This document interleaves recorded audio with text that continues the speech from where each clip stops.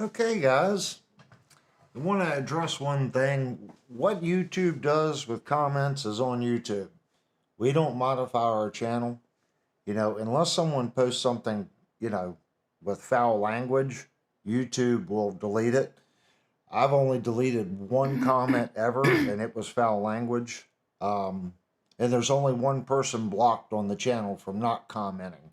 So, yeah, this channel is about as honest as you want. As far as facts go, before we get into the review, facts are relative. They really are. I don't care if you're a budget band freak or a high-end guitar freak. Every company can build a bad guitar. That's just the reality of it. I say things based on what I've seen. If a company continuously has problems with the exact same thing, I point it out. One, Leo James. They cannot get frets level on their guitars to save their butt.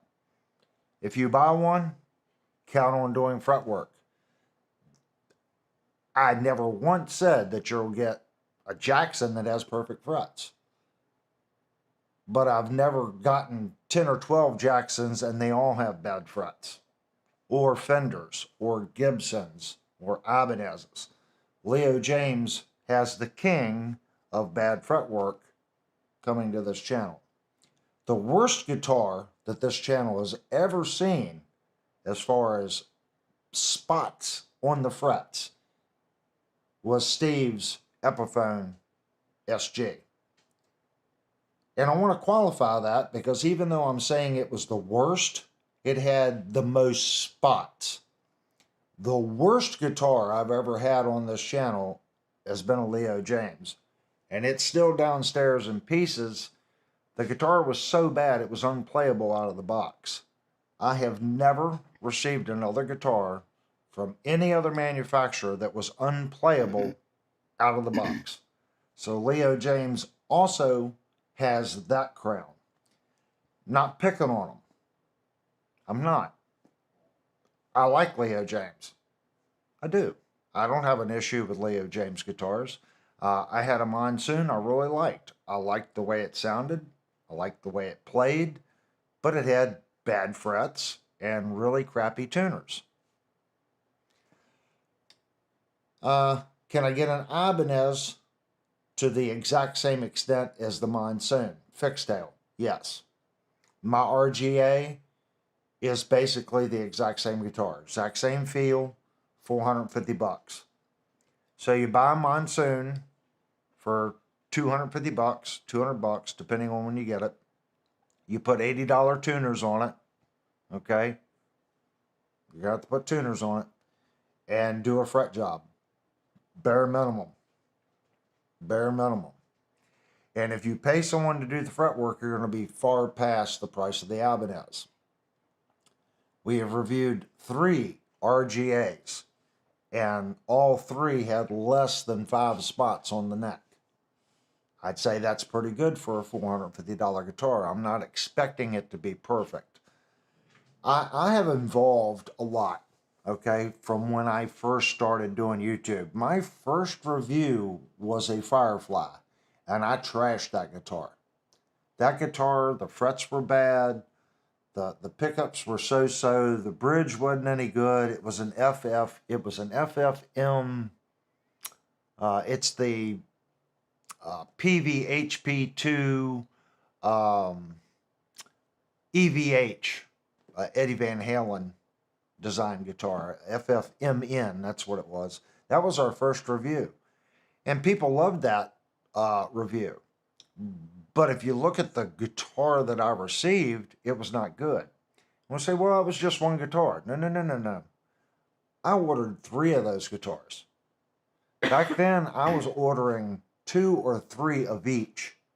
I ordered 3 of them.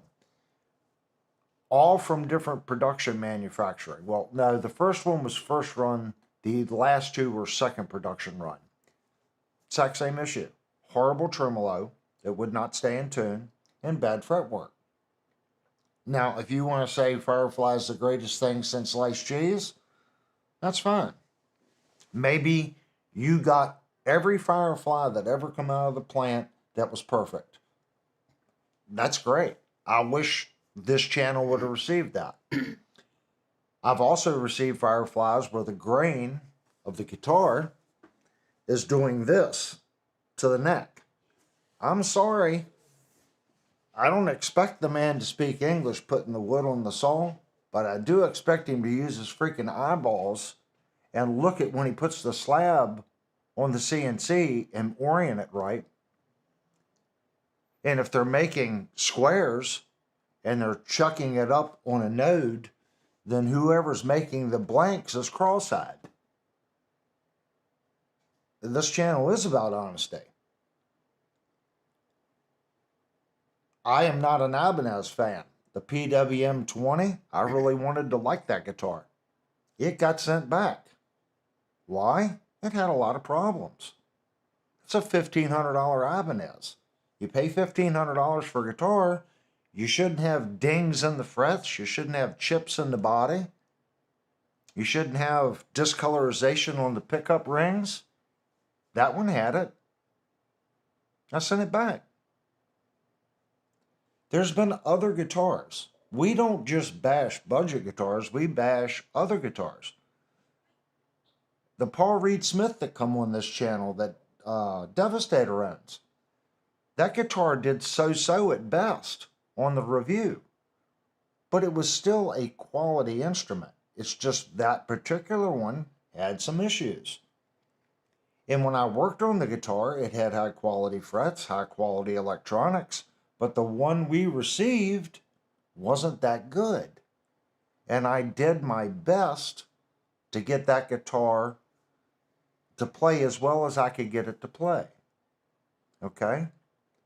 But in reality, it didn't, as far as being the best review or best guitar on YouTube, I would put it at mid-grade as far as how it did as far as the review, if that makes any sense.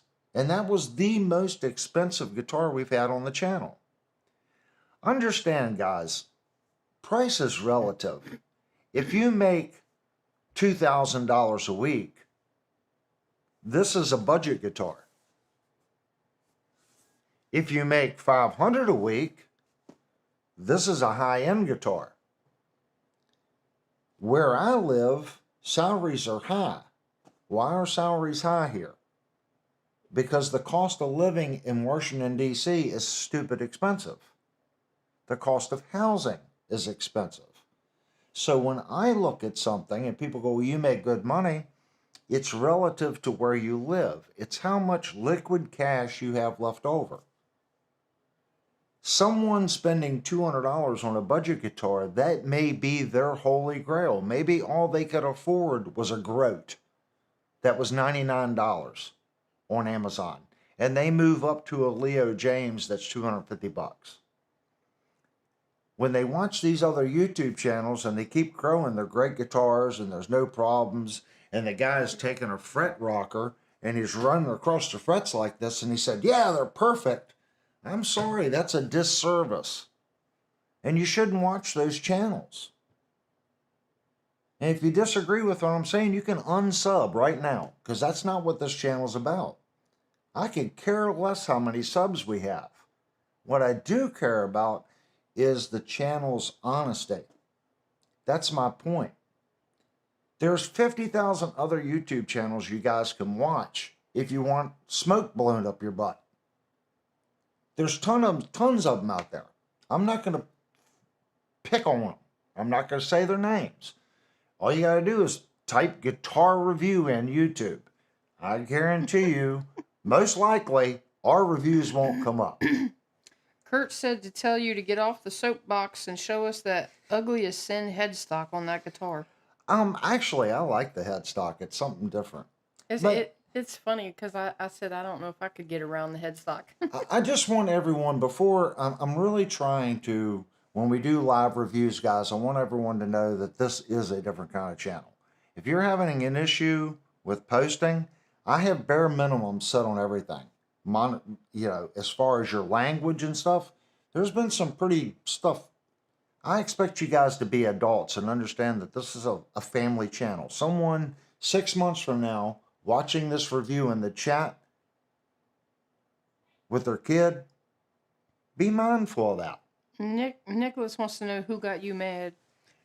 It's not that I'm mad, okay? I want everyone to understand why the channel was started. Because I got on YouTube and I saw all these channels crowing about Amazon guitars and Firefly and this. So I bought one. And when I took it out of the box, I'm like, what in the hell is this piece of shit? And that was my first reaction. And you can see it in the video. It was a horrible guitar. Now, if you're playing a Sears and Roebuck acoustic that has a action height of 4 millimeters on the 12th, you might think that that thing's great. It is relative. Look at who you're listening to. That's my point. I'm not a great guitar player. I feel that I'm a decent guitar player. I'm decent enough to get in any local band, no problems whatsoever. That gives me a little credibility because I can play a couple songs. I'm a woodworker, and I'm a really good AutoCAD and CNC programmer. That gives me experience looking at how well the guitars are made. That's my industry. I program machines. I do math. All day today, all I did was convert fractions into decimals so I could put it out on the floor at the shop. That's all I did all day. Rail calculations. So the machines cut this. And it's just a stack of parts that go together like an erector set. I'm good at that. When I look at these guitars, I know where they cheat. Why? Because I have to cheat. If you don't think manufacturers are trying to figure out a way of shaving every penny off manufacturing this thing and selling it to you at the maximum price they can sell it for, then you are lying to yourself. If you think Leo James is selling that guitar because they're doing you a favor, you're lying to yourself. They're selling that guitar for that price because that's all that guitar will yield. No one's going to pay $600 for a Leo James guitar right now. They're not. If the guitar would sell for $600, it would be on Amazon for $600 and Leo James would make more money. Raise your hand if you want to start a business and make $2 per product when you can sell the exact same product for $20. Oh, I'll do it for $2. I don't care if I lose $18 on everything I sell. You're lying to yourself if you believe that. I don't know how to explain it any more than that. We're adults.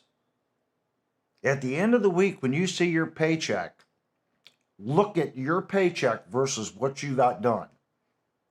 Now look at what you're buying versus that dollar amount, and could you build that product and make a living? Could you? Because I can tell you right now, I can't build this guitar. It's impossible. I don't smoke crack. I know I cannot build this guitar for $600. I can't. Why? There's several reasons. The area that I live. A 3,000 square foot shop in this area with 3-phase power would be $3,500 to $4,000 a month before you turn the electric on, before you pay the gas, before you did any insurance. Now you're going to pay somebody. Well, in this area, a helper makes $20 an hour. So you're going to hire someone that can just lay planks on a CNC machine. That's $20 an hour. How are you going to make this thing for $600? Before everyone gets all squirrel mode on things, stop and really think about what you say and what you do and what you believe, and really take a couple steps back and understand that we live in the golden age of guitars. We do. This is the golden age, man. I would have killed to pay $200, $300, $400 for a playable guitar when I was in my teens. You spent $300 and you got a turd. My first Ibanez Roadstar 2, my father bought me, the first real guitar, it was $700 for a Roadstar 2. If Ibanez made that guitar today, that would be on their low end. That guitar would be maximum $400 or $500 today. We're talking 30 some years ago.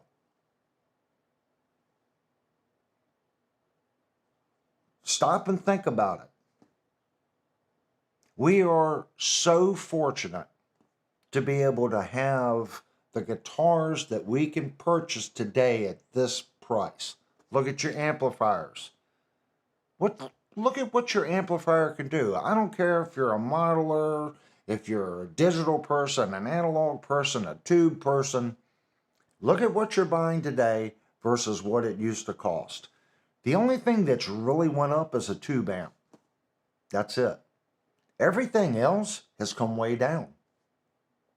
Tube amps have went up just a little bit. And when I say a little bit, it's a little bit. I remember guys getting JCM 800s and paying $2,000 for them.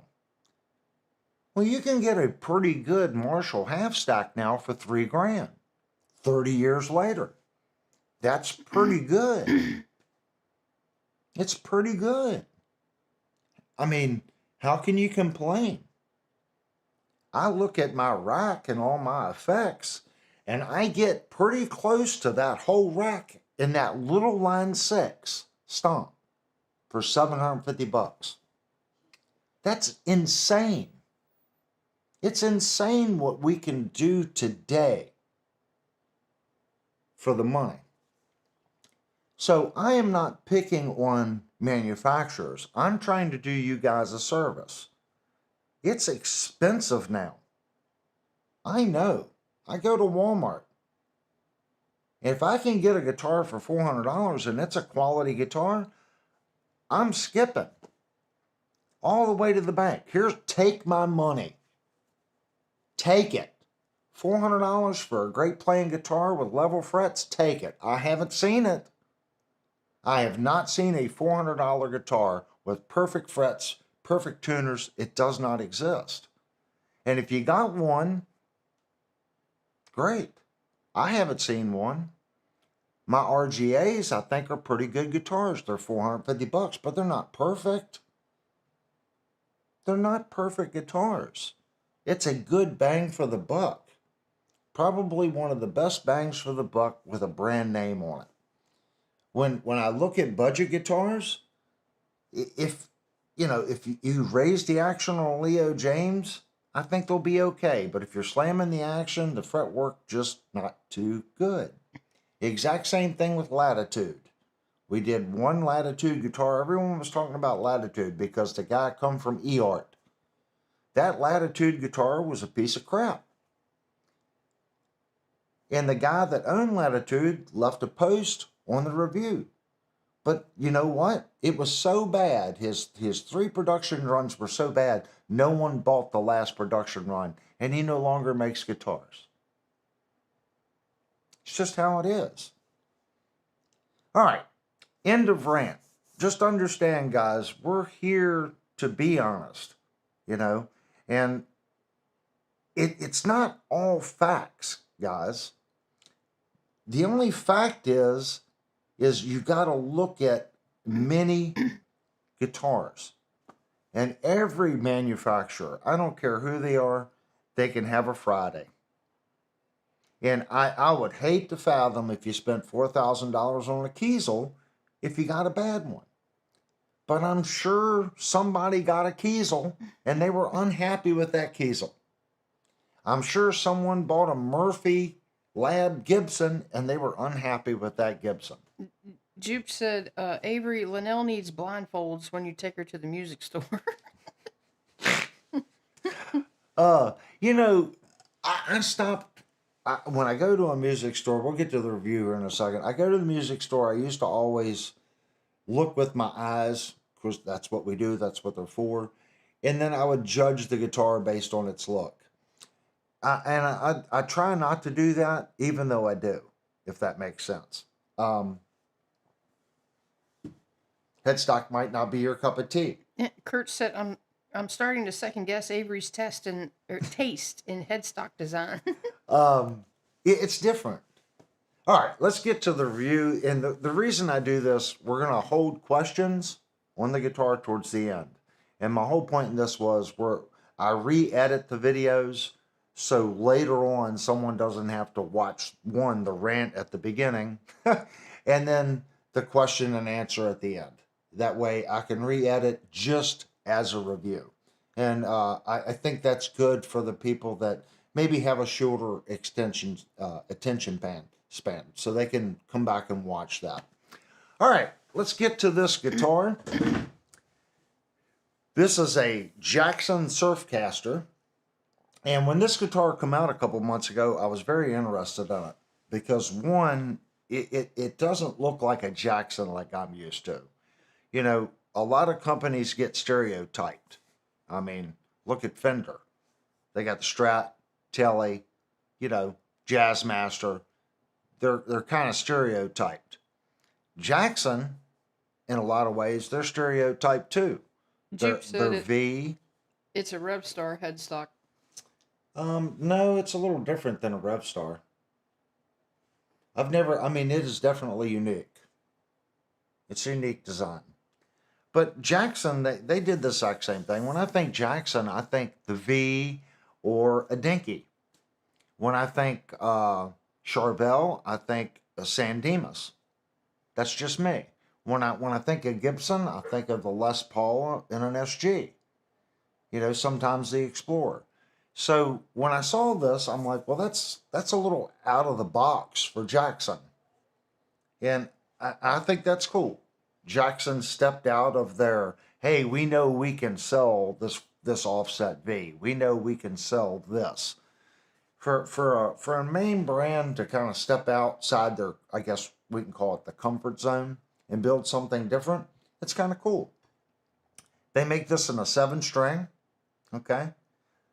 This is a 25.5 scale length one, but they also make this one in a 26.5 scale length. So if you want a baritone, you can get the baritone, and then you can get a 6-string or a 7-string. So that's kind of unique for Jackson.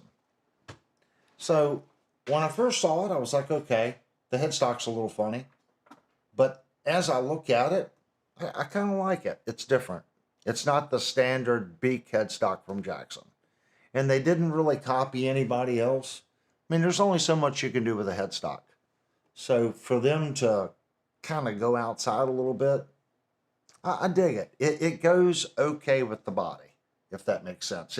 This guitar body would look really weird with the Jackson beak headstock. It just would. It wouldn't fit in. So I think with what they were working with, it's a pretty good solution. I like it. But let's start out first with the body. The body on this guitar is matte black. So as I've said with many matte finish guitars, as you play it, odds are right here where your arm is, you're going to get a polished spot. You know, if this guitar doesn't do it, it would be the first one I've ever seen. The matte finishes eventually from your arm rubbing it, they do get a high shine from, it's basically you're manually polishing the guitar. But this is a matte finish in black. See that? And the body all the way around has about a 3/16 of an inch round over. Okay, it does have a little bit of an arm carve right here. It's not much. And it does have a belly carve on the back. And they've broken this edge. And the round over on the back is exactly like the front. So it's duplicated. They have angled the heel of the body right here. And they've done this in a really nice way. They've angled this heel. I'm going to try to get this to where it'll actually show That channel's muted, so I can unplug. So I'm going to try to set this up to where the light will catch it. Right there. You see how this line, see how that follows through right there? So the chamfer they've put on follows right down and into here for your hand access. And believe it or not, that has made the way the guitar feels in your hand, that I really like. If someone else is doing that, please let me know, because this really does change the way the guitar feels. I know people have angled this here, but they've angled it back into this pocket, and it has made a substantial difference in the way this guitar feels when you hold it. And right here, it, for a bolt-on, that's very nice. That was one of the first things I noticed, was how they contoured this in. That's a nice detail. We do have 4 bolts holding the neck on with ferrules. And then we have our 6 ferrules here, and they are down tight, even to the body. Looking at them, they're all drove in correctly. Don't see any issues with that. We do have 2 huge strap horns on here. They're like the bugle type. It's pretty nice. And then we have a pick guard. And I was trying to play with this thing to see if this is a swimming pool route underneath here or not. And I'm not thinking it is. That doesn't mean that it may. But it's not deflecting too much in the center. Feeling the pick guard itself and the cover, it's nice. Looking at our pickups, they do flop a little bit, but they return to 0. I don't know if you can see that. Instantly. Decent springs. We got a volume and a tone. Neither one of these are push-pulls. And they feel very smooth. And these have a little, I guess they're far from friction-free. So there's a little tension on them when you turn them. More so than normal. But they do feel very smooth. Now, this is something, I don't know if this one's messed up or if they're all like this, but I found this very peculiar. You have a 3-way switch that moves this direction. Now, you would think that's the bridge, right? That's in the down position. That's the neck. Both pickups, bridge is up. So if you have one of these guitars, I'm curious to hear from you. Is your bridge position in the up position? Because this guitar, this is bridge, both pickups, neck is down. It's different. It would take me a little while. If I owned this guitar, I would probably rotate that switch. I'm thinking maybe this one is wrong, but maybe not. So if you have one of these, please comment. Is this your neck and this is bridge? If so, that's kind of strange. Looking at our pick guard, we do have it's a 3-ply. It goes black, white, and black. And it does have a piece of plastic on it to protect it from pick scratches. Going down our neck, we do have a bound neck on this guitar. And I'm feeling the frets.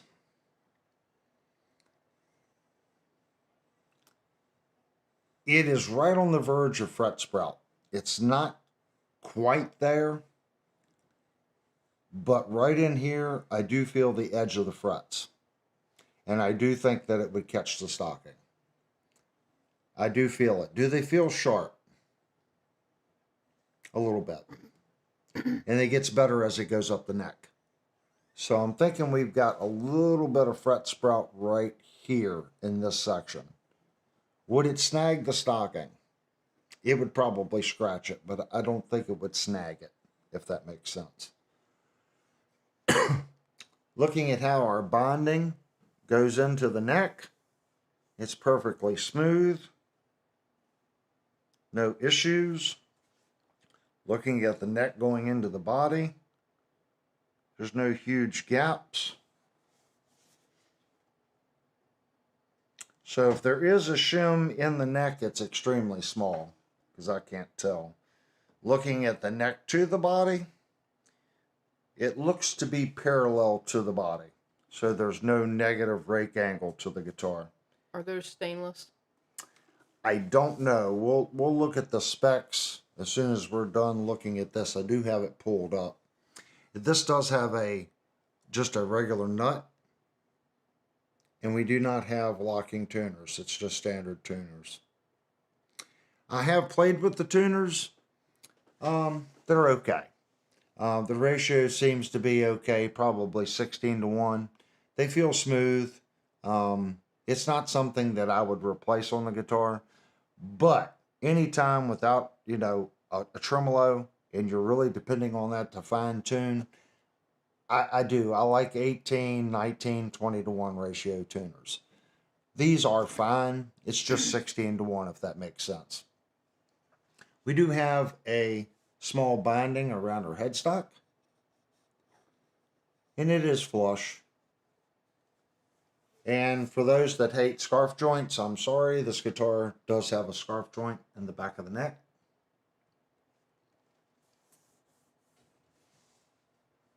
And everything feels really, really smooth. Now, the neck on this guitar is a little different. I don't know what to call it. Most of the roundness of the neck is between here and here. This part of the neck is very flat. It's almost like it does this. It's a very flat, sanded neck. At first I was like, but I kind of like it. It's different. So if you're into that really thin, super shred, flat back neck, this is definitely the guitar for you. As I said, most of the radius stops right here. And from here to here is almost flat. It's a unique neck carve, but I noticed it immediately when I picked the guitar up. We do have shark inlays, and looking at the fit on the inlay, every inlay, all the way up, right here on the end, there's a little bit of filler on every inlay. Is it horrible? No. It's not horrible. I'm just pointing it out. And that's from the CNC. You're seeing this round ball milled with the shark fin going to a point, and there's a little bit of filler in every one. Other than that, the upper part and stuff looks good on it. The rosewood on the neck looks nice. This one's got a nice little figuring to it. I like that. And we do have some just regular black placement dots on the binding right here. So let's look at specs. Now let's go to the Jackson website and let's see what they actually claim the guitar has. Let me go to display screen. So here's specs. The body on this guitar is poplar. Okay. They're saying a satin finish. And the body style is Surfcaster. The electronics. It's a bridge. Pickup is a Jackson high output humbucker. Tone volume. Neck pickup is a high output Jackson pickup too, and it's HH configuration. Color is black, satin black, and they're calling this the HT6. And they're claiming that this is a Laurel fingerboard. If this is Laurel, it's the best piece of Laurel I've ever seen. That really looks like rosewood with the black stripes on it. But we'll say it's Laurel, but it doesn't look like Laurel. It looks like rosewood. Bridge is a Jackson hardtail, dome style. Pickup covers, they're standard, okay? Strings, nickel plated steel, 9 to 42 from the factory. And here it says pickguard 3-ply, black, white, black. Hardware is black. Scale length is 25.5, and they're calling for, they're saying it's jumbo frets. I kind of agree with that. Style is 2 humbuckers. Here they're not really saying. Well, here we go. Neck, yeah, fingerboard. They're still claiming Laurel, so it's 12 to 16 compound radius. Okay, and it's a 3x3 overlay, and that's the 3x3 tuners.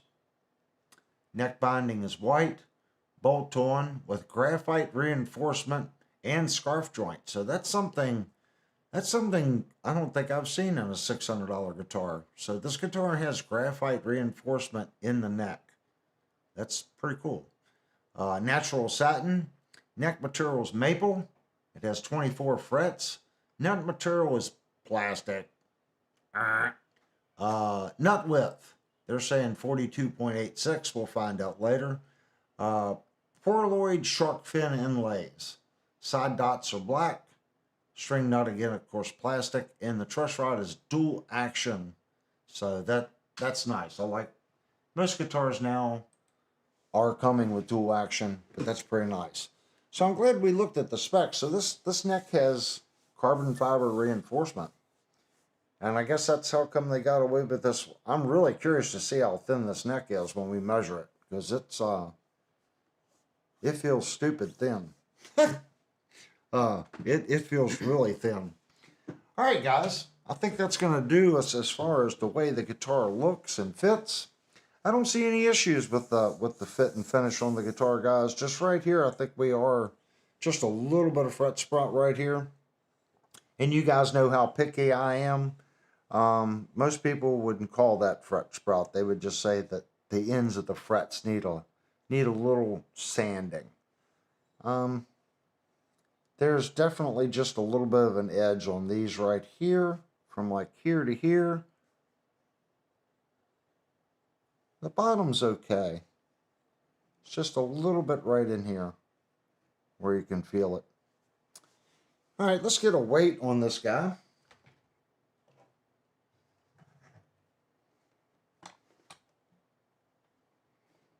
We're going to start out in pounds.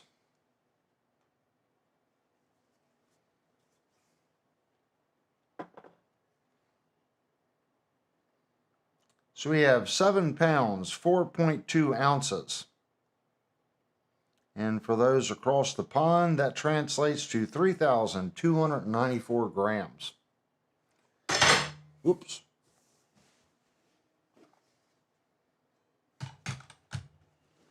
I didn't scratch it. Okay. Let's go right into pickup readings. And if you're familiar with the Discord channel, Steve posted a pretty good review on pickups, a video on pickups. And the only thing I want to add to what that video said, what he's saying is correct, but your magnet and your wire gauge also influences it. So when I'm looking at it, we look at a lot of $700 and under guitars. So they're not going from Alnico this or that, or they're just overcharging the magnet and taking some lines out when you start seeing those numbers. Is that a mid-tier Jackson around $600? Yeah, this is mid-tier. This one's $599. So it's not an expensive instrument. They do have a cheaper one for $399, but this one is the mid-tier one. It's nice. I like it. For $599, something different. But if you guys are interested in learning something about pickups, you can go to Discord and look at the video that Steve posted.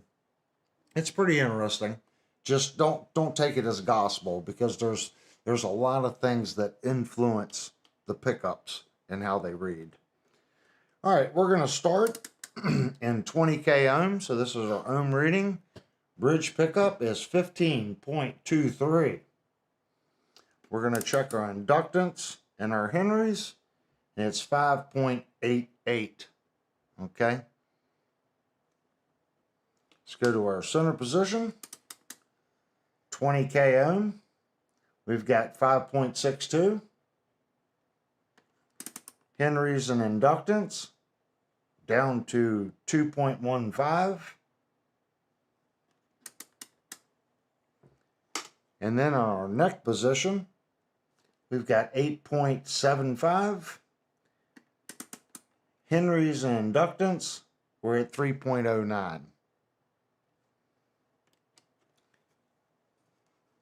So I don't think these pickups are, I don't think they're overly charged magnets. They're pretty decent readings. So we'll just have to see what they sound like. They're going to be on the darker side, most likely. Okay, let's move on. They said 12 to 16 inch radius. So we do have some radius gauges here. That's a 14, that's not going to work. That's a 15, that's not going to work. 10. There's my 12. There's my 16. Pretty sure that's what it said. So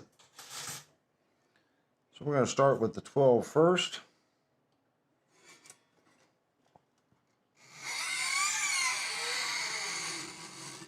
Oh, that's awful. And yes, it is definitely a 12 at the top.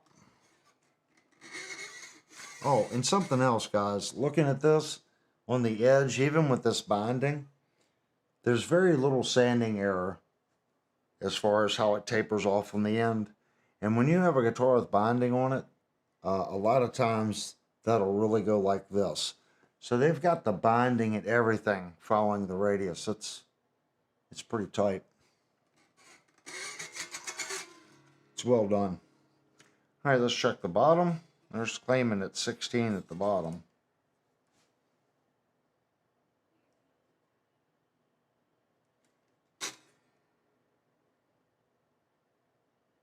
Yep, it's fitting tight. And again, I'm looking at the binding. It's a nice fit.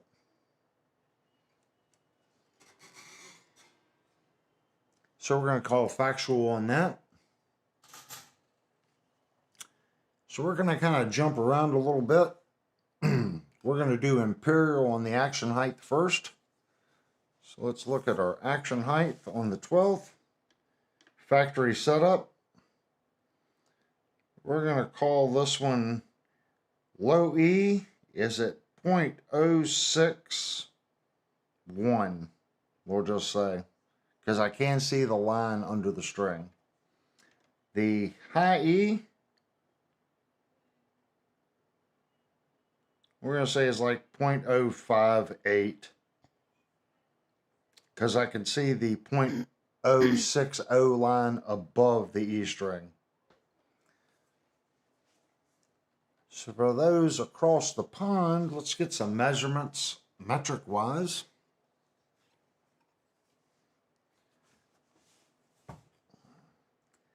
Metric wise,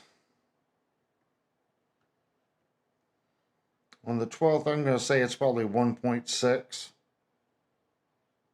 low E.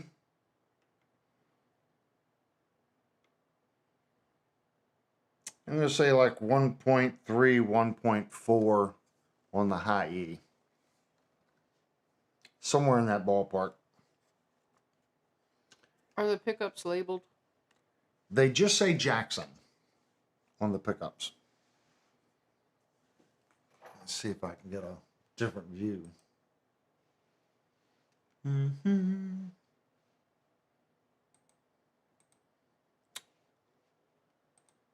One second, guys. I'll change cameras here and you guys can get a better view of the...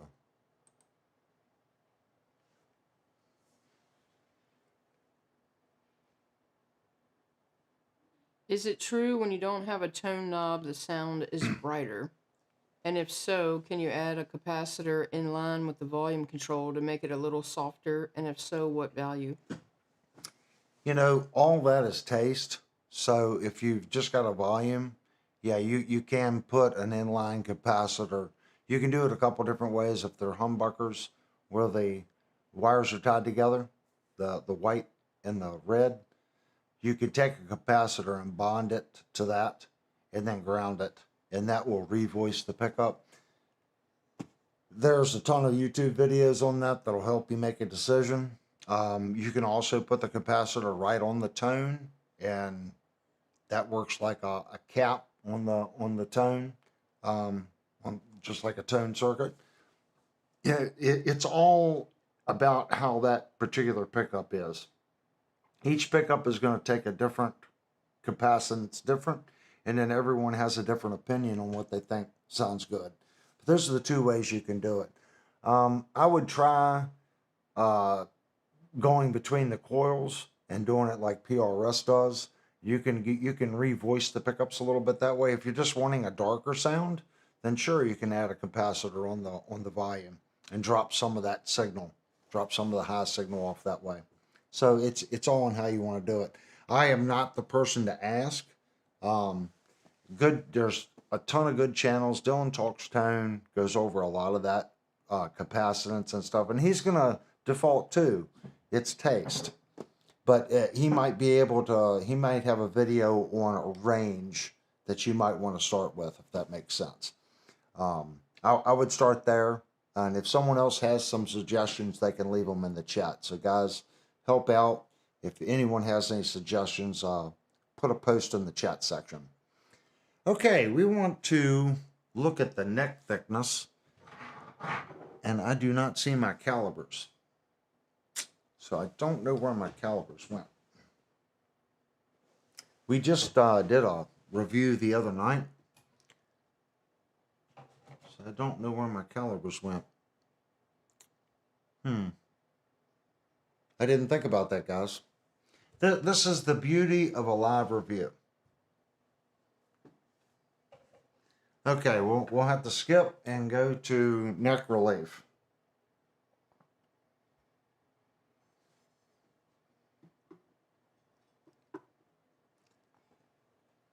We will get neck measurements, guys. I'll just have to do it after break.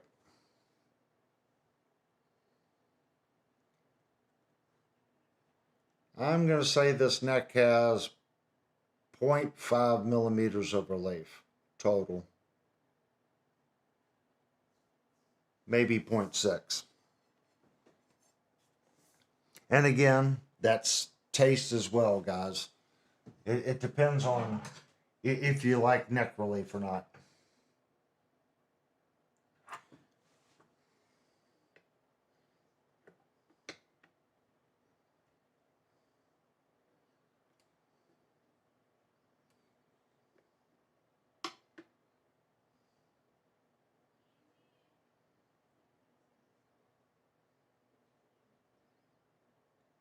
With this tool, it's saying 0.3 millimeters, but this tool is only checking from here to here.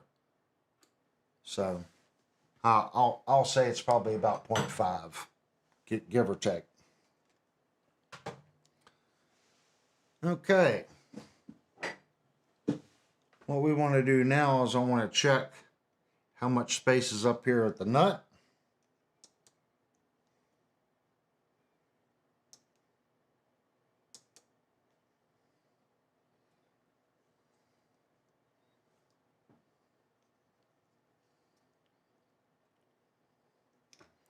Going at our E string.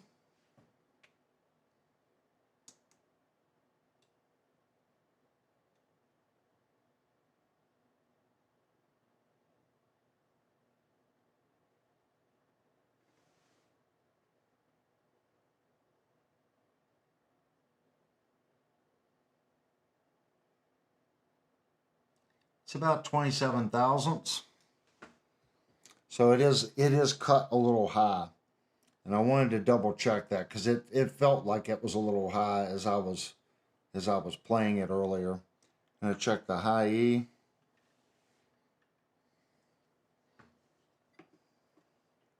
So basically what I'm doing is I'm taking this finger and I'm pushing on the first fret. I'm zeroing the tool. And then I'm going to come in and I'm going to push right here, and that's going to change the plunger.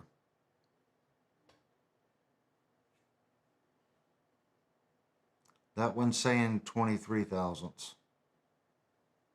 So there's quite a bit of room in the nut for adjustment. So odds are our first fretted notes in here are going to be most likely sharp. That's pretty high. Oh,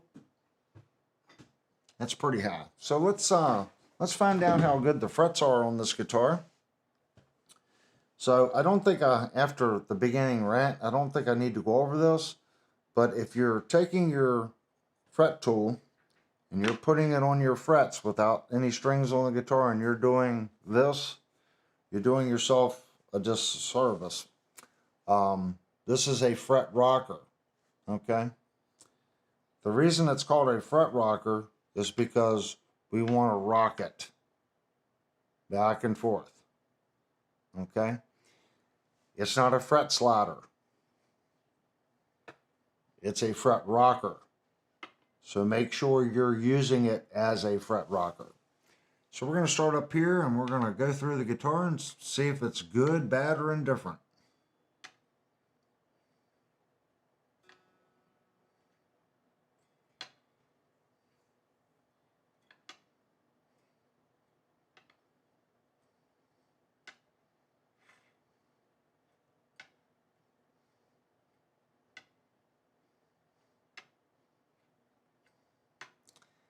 The frets feel slick. The tool is going across the frets pretty effortlessly.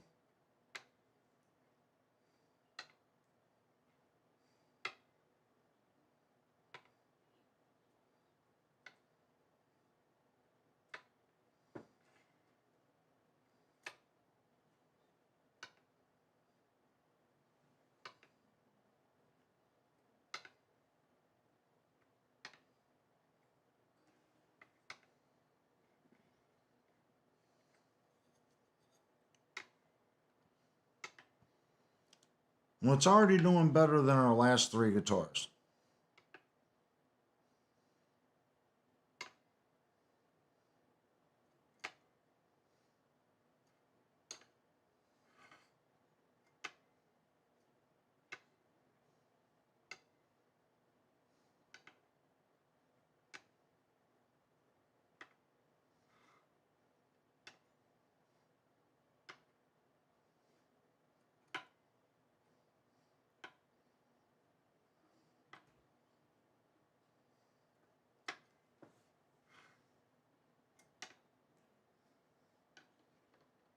Up,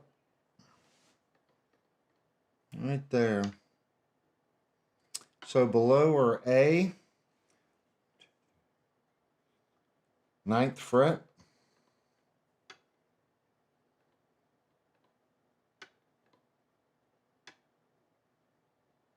So it's below the A all the way to right at the B string. Then it disappears.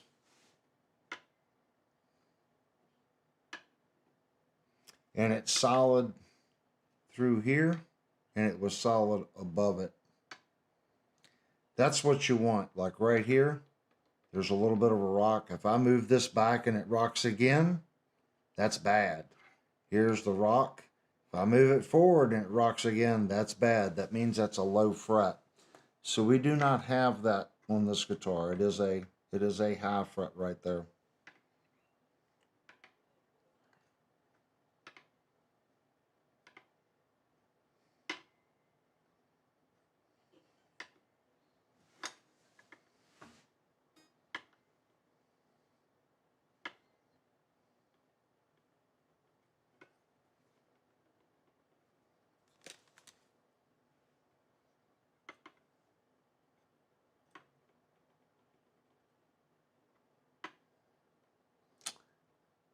Right here,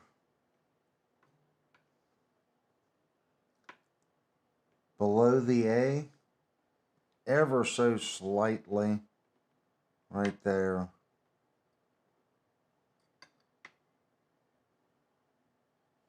So below the A, up to the E on the 12th fret. And that's just barely rocking, but it is rocking.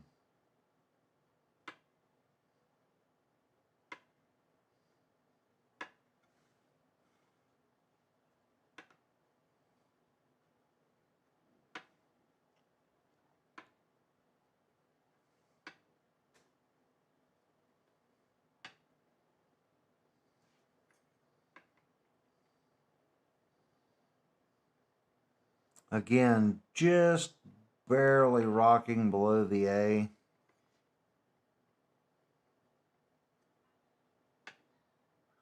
Does the exact same thing as the 12th fret.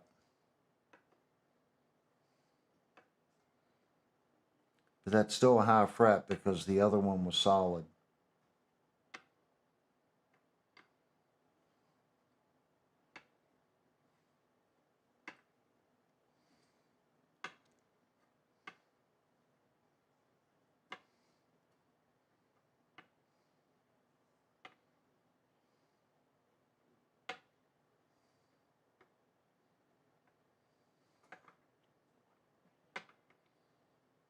It's like watching paint dry, guys.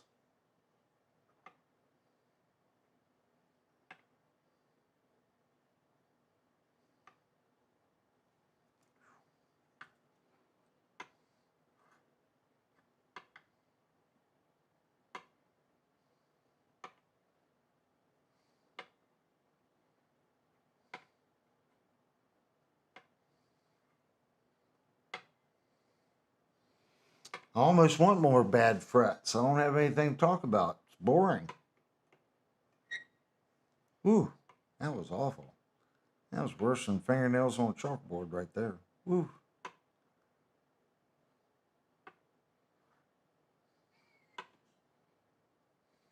I need some carnival music or something to play when I'm doing this.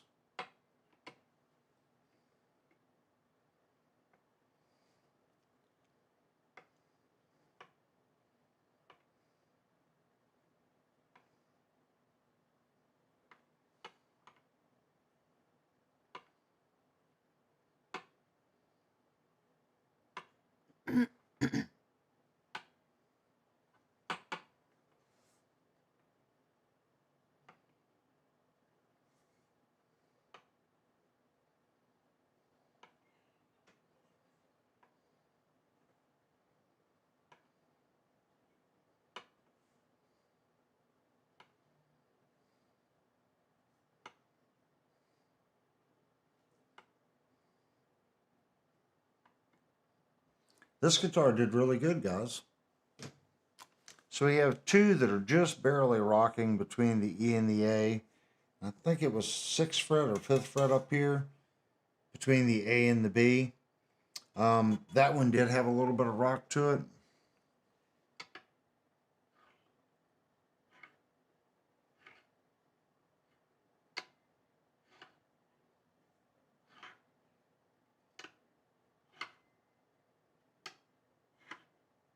But it's not bad.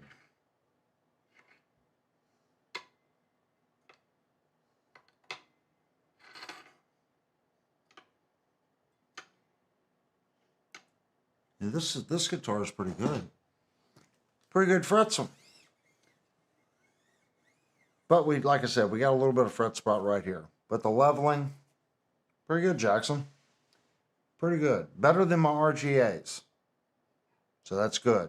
A little bit more expensive, a little better fretwork. I'm okay with that.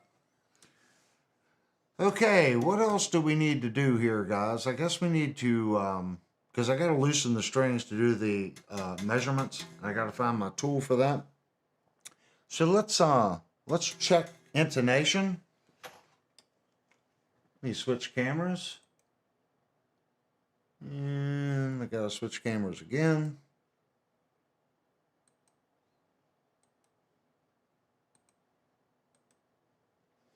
So if you look right there, we have our strobe tuner hooked up. And I'm probably going to have to retune this guitar because I was jamming on it earlier. And I decided to, of course, put it in an alternative tune. So let's bring this thing up to a regular tune so we're not cheating.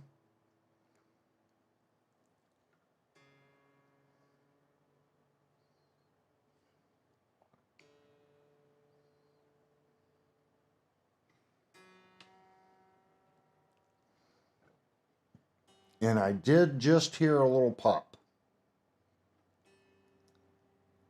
That's not what you want to hear.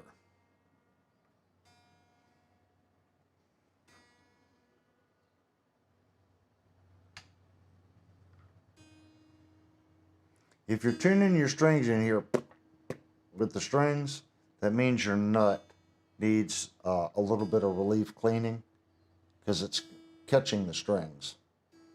And I just heard this one pop a little bit.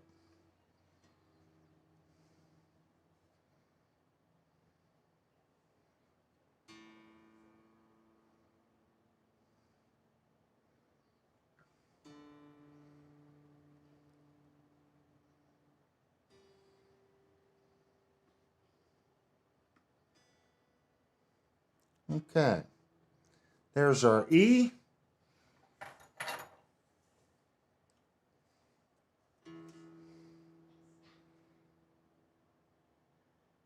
You can see it falls off once it.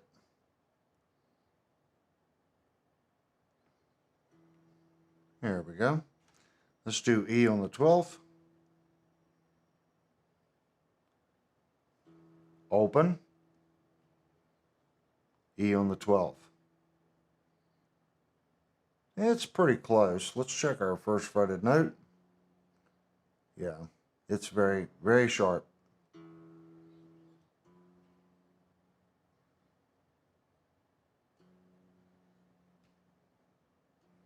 Very sharp. And that we would expect that because of our, when we checked our nut up here, remember guys, we were real high. So let's look at our A string.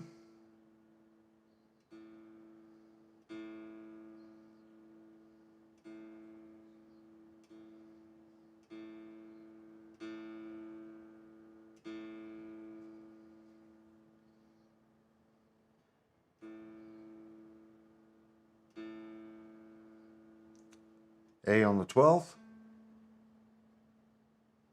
Open.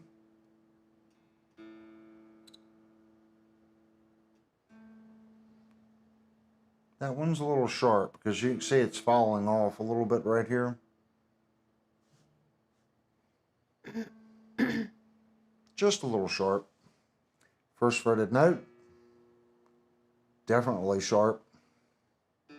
Where do you buy your strings? I buy my strings at Shenandoah Music. We're going to give them a plug here in a little bit because that's where this guitar come from. There's our D.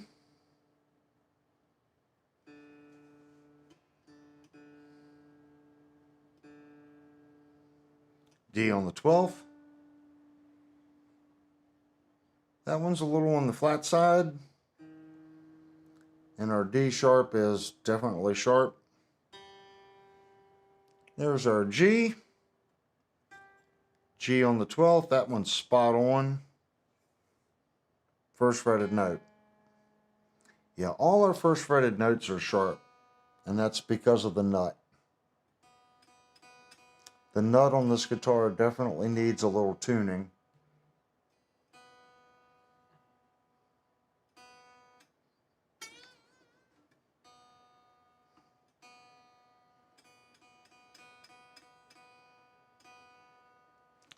B on the 12th.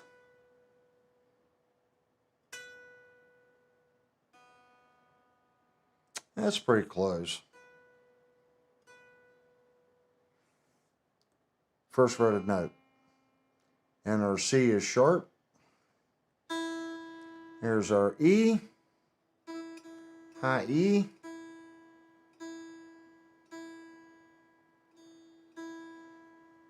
E on the 12th. Pretty good. First fretted note. And our F is sharp.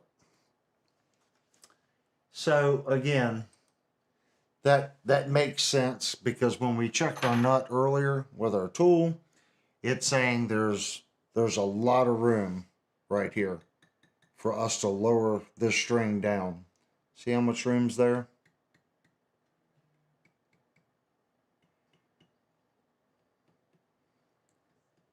Even for a factory setup, you know, setting it up because they don't know what strings they're going to put on the guitar, that's quite a bit. I mean, it's definitely a safe cut, but probably a little too safe.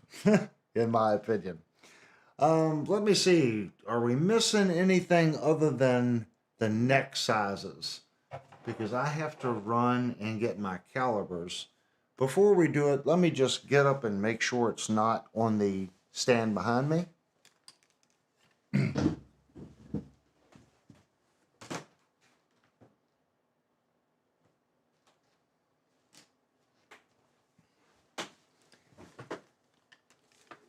It is not. So I'll have to run down and get the calibers. And this is a good time. We've been on for a little more than an hour. So if you're familiar with the channel, we always take a small break. If you came to this channel expecting just a basic guitar review, you probably came to, well, I know you came to the wrong guitar channel. What we do here is we do detailed reviews of instruments.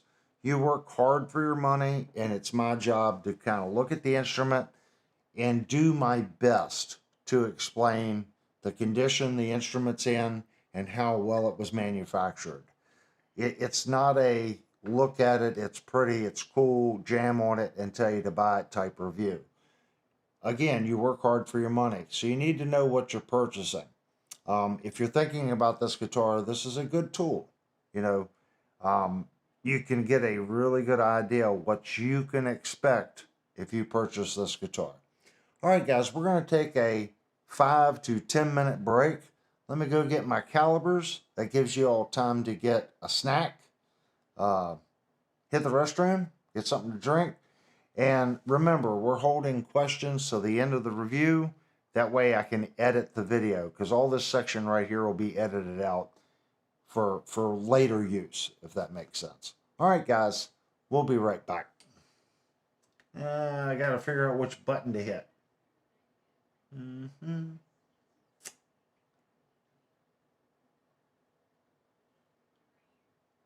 don't think it's that one. That's Saturday. I think it's this one.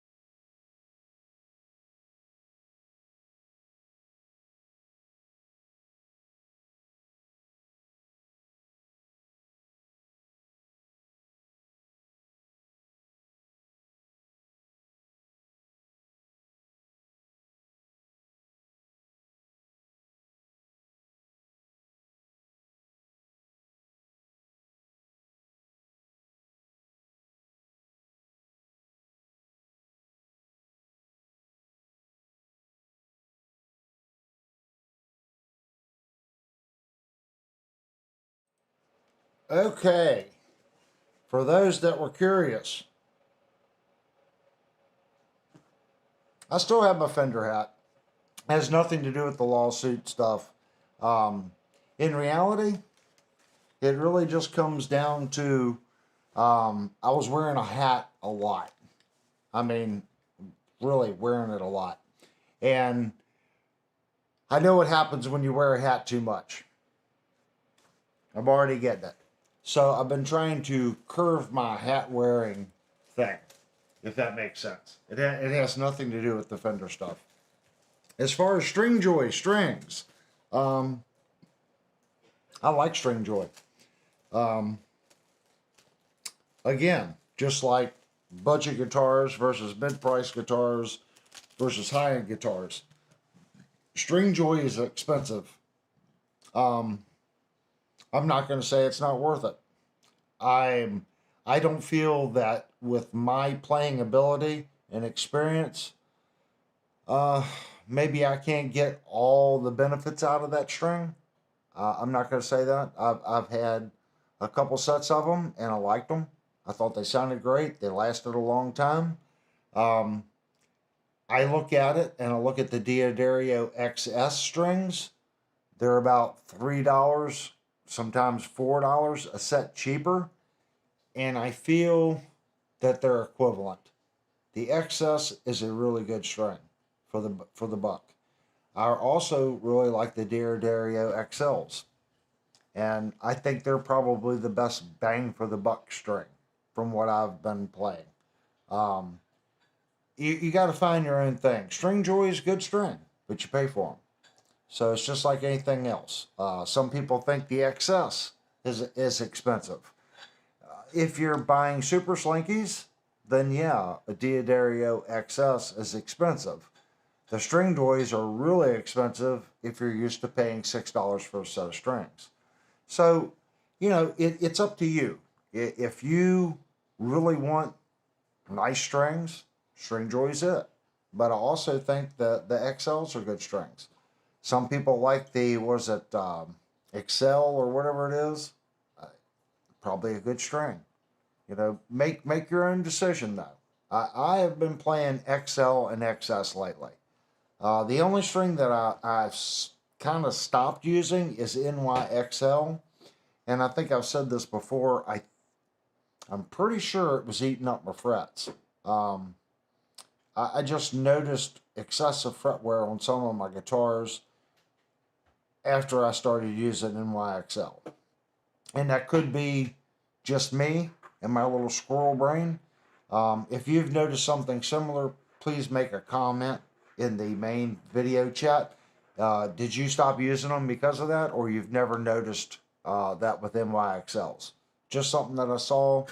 Don't know if it's doing it, but I didn't want to take the chance, so I stopped using them. All right, we're going to loosen up the strings on this thing. Ooh, it's cocoa time, guys. The break is never long enough.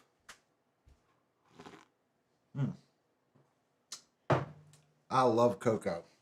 So we're going to loosen the strings up on this guy. And we're going to get some dimensions on this neck. Probably not the greatest thing to do right before you demo a guitar is loosen all the strings and throw it all out of whack. Now, feeling the tuners, this is the first time, this is how you can tell a good tuner. You really got to take the pressure off the string and really start to feel the tuner. Sometimes the string pressure itself will make a tuner feel better than it is. Now that the strings pressure's off the tuners, they feel a little hard to turn. They're not as smooth feeling as I would expect for a $600 guitar. I'm not saying they're bad. I'm just saying they're a little firm feeling. As far as slop, without string pressure on them,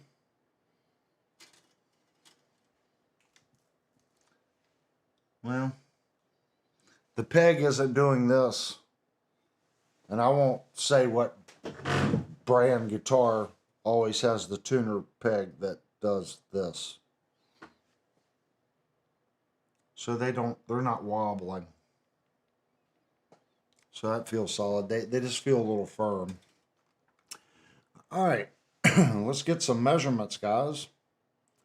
We're going to start out in metric. Let's go across the neck at the top, from one end of the neck to the other. At the nut, we have 43.20. And that's going to translate in inches to 1.701. Let's go to our 12th.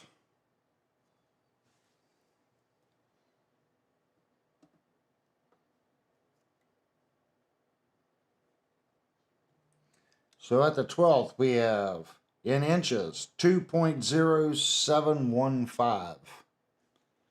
And in metric, that's 52.62. We'll just stick with metric. And our very last fret in metric,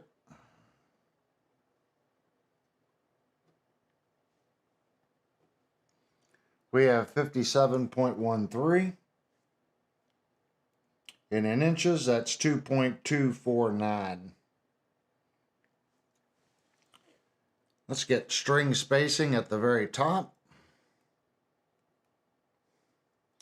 And guys, this is going to be a guess because it's very hard to do this just by eyesight. But we'll average it out.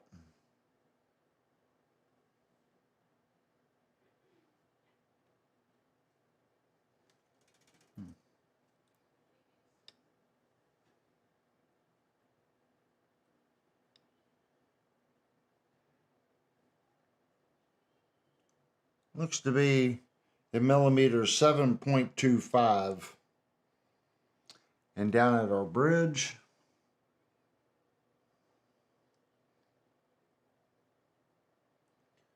looks like 10.5 string spacing. If we go all the way across the bridge, E to E,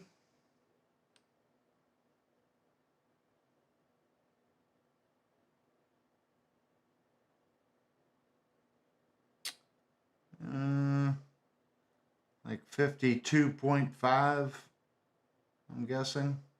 It's pretty close. And at the top, E to E,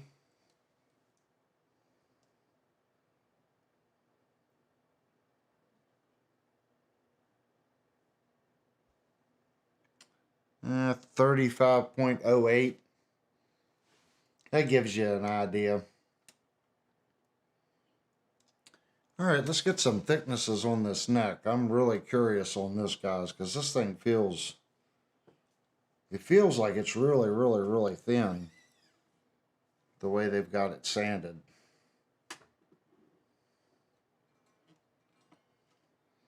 So at our first fret,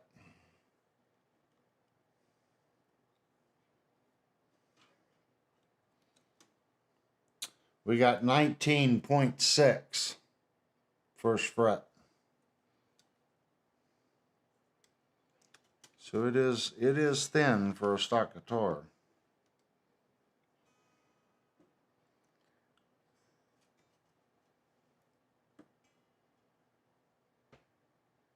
And at our 12th fret, we have 21.26. So it's pretty thin. It felt thinner. I was expecting like 18.5 or 18. So it's just a feeling I got holding the neck, and that has to do with how it's shaped, being very flat on the back. Put some tension back on the neck. I don't think we missed anything on the review. Everything's pretty well covered. And this is a good time to thank Steve, one of the moderators, because he has sent me something that's going to make the next part of this review a little safer. I had seen the product before, and hadn't really purchased it. And he has graciously sent us some, and I've already installed them on our strap, our test strap. So give me a second to retune here and I'll show you what I'm talking about.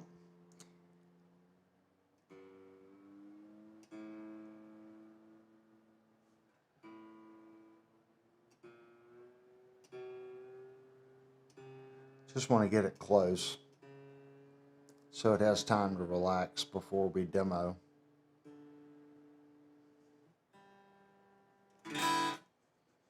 Okay, what Steve sent us. These are rock locks, okay? And what I find really cool about these is you don't have to change the buttons on your guitar. Okay, I know you're like, well, how does that work? That's what I thought. I'd seen videos on this and didn't quite grasp it until I started playing with it. This thing, the way it's made, when you push in on it, it allows the strap button on your guitar to go up in it. And it's a cone-shaped piece that comes in, and it literally works. I'm not going to say it works on every guitar, but there's 8 guitars in this living room, and it locked on every guitar without a problem. So you put it in the first hole, you squeeze the buttons, and then you pull.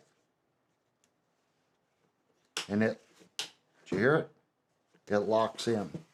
It's actually kind of slick. I have always used the shallower locks. You can hear it lock. That's pretty cool. So if you don't feel like changing the buttons on your guitar, you might want to look into these rock locks. So now we want to check and see neck dive. Okay, here's the guitar. And you can see it does go down a little bit.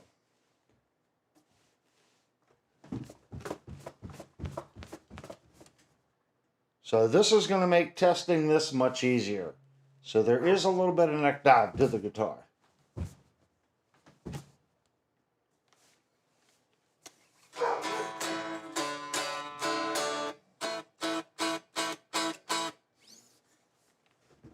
So there's our Kirk test. And then to release it, there's 2 buttons right here. You push the buttons, push forward, and it comes right off. It's quite slick. So 100% thank you to Steve for that. That is just too cool. And you don't have to change the buttons on your guitar. You see the 2 buttons on the bottom side. So thank you very much, Steve. That is definitely a welcome addition. Like I said, I use the shallers, but you have to change the buttons on the guitar. With this, something else with the shallers, you have to cut your strap to get the shaller nut to go through. The pin in this is very small. I did not have to modify the strap at all. This was a brand new strap and it fit right in and locked right on. So I didn't have to sit there and take a knife and cut the strap and mess with it. 100% like. I don't know what they cost because Steve's just sent them to me. But I like them. Okay. If we're not missing anything, I am going to tune this guitar up. We're going to get some sounds out of it. And yes, I am going to tune this guitar a half step down. Because I'm pretty sure that's what this guitar was meant to do. If I'm wrong and you guys think it should be tuned to 440, then you can post in the comment section. But I'm going to say that this guitar was meant to be a half step down.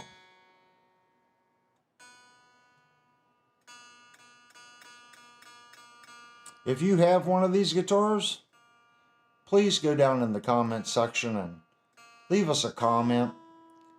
this channel's here about product information. If you've got one and you had some issues with it, that's what people need to hear. They don't need to hear you say it's a piece of crap or, you know, why is it a piece of crap? That's why we need to know, did you get it and it had bad fret sprout? Did you get it and it had frets that were out of level? Did you get it and the switch is bridge and neck down? I still don't know if that's intentional, but for me that seems a little weird. That's what the comment section's for. So if you got it and you're unhappy with the product, please tell us why you're unhappy with it. Why did it not meet your expectations? If you bought it and you love it, please tell us what it is about the guitar that you love. Is it the pickups? Is it the neck? Is it the feel? Is it the balance? Or even if it's just the color or the neck profile. We need to know, what is it about the guitar that you like? Did you hear that? So the note on the guitar definitely needs a little tuning. It should not make that popping noise.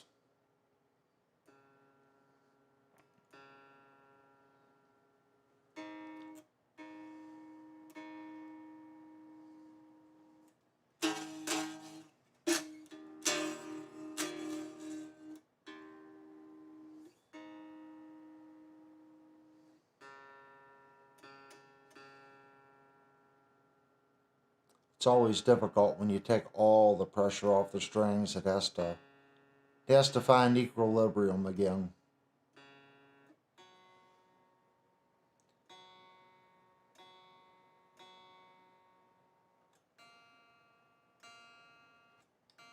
Something I'm noticing that's also telling me the nut's right.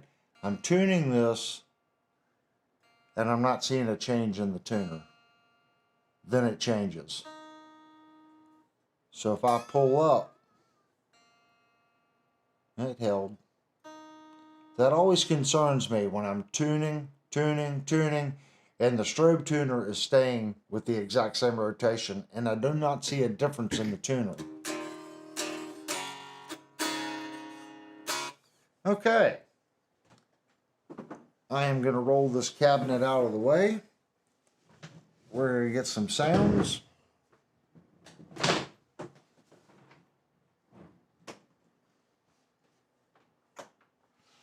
All right. Let's pull up the HX stomp.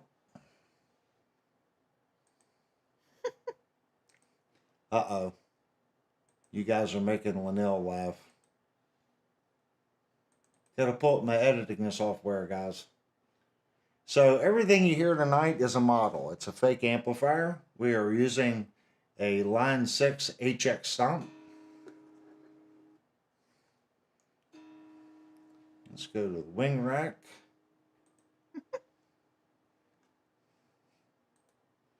You guys like it when she giggles. All right.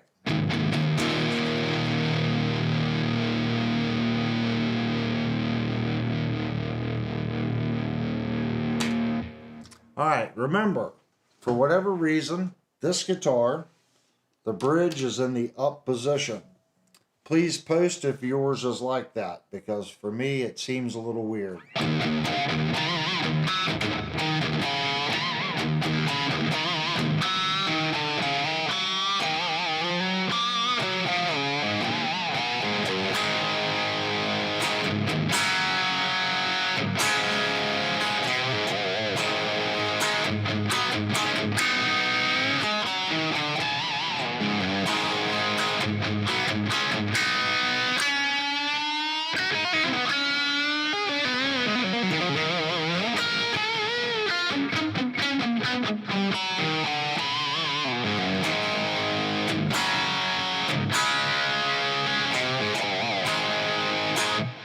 It has a scratchy sound to it.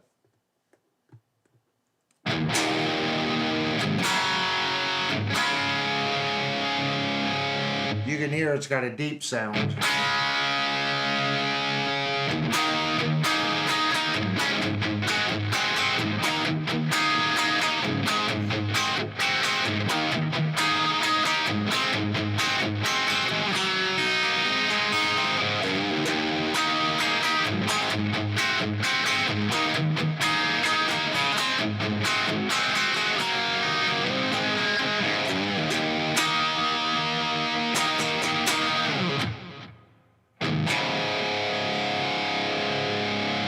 Check sustain.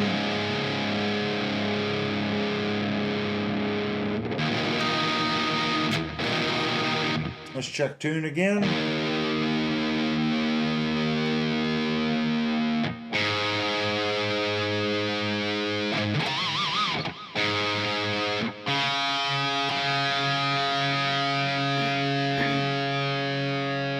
Yeah, the nut needs to be cut, guys. Kurt said he'd rather hear it in standard 440.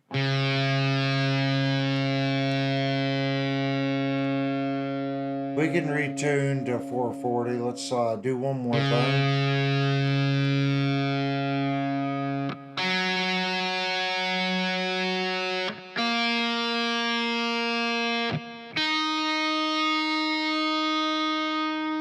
Yeah, the nut is sticky on it.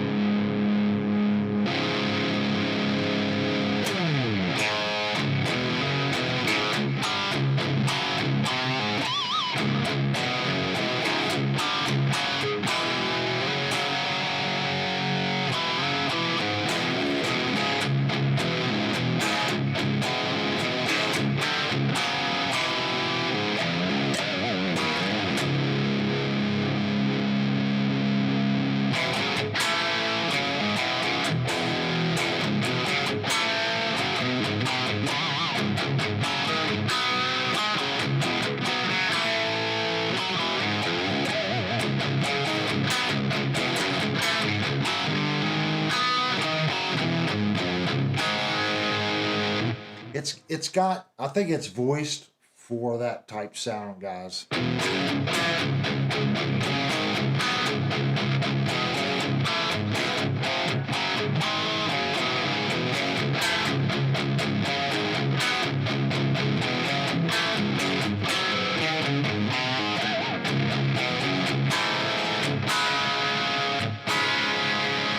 You can hear it.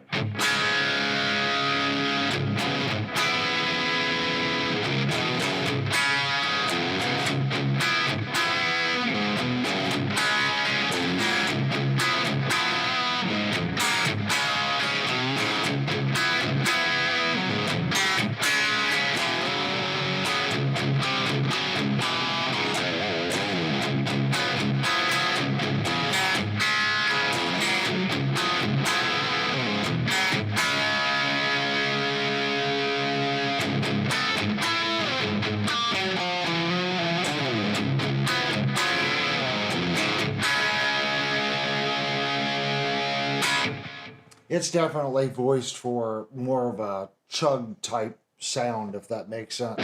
Let's go up to 440. Wicked Professor said, not to be that guy, but technically it is in 440. 440 equals A above middle, C vibrates at 440 hertz, so tuned EB, but 440. Well, I was tuned a half step down and then drop. I was in drop, forget, drop C, something like that, I think.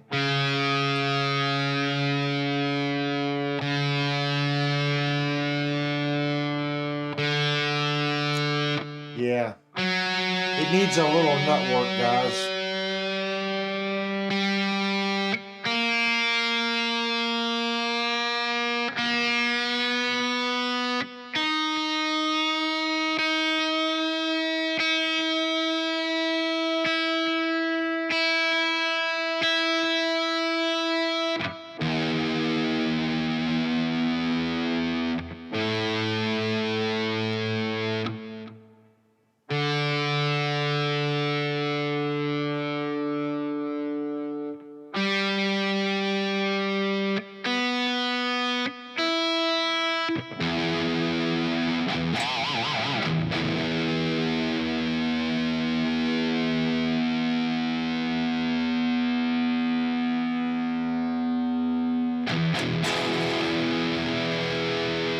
So standard tune,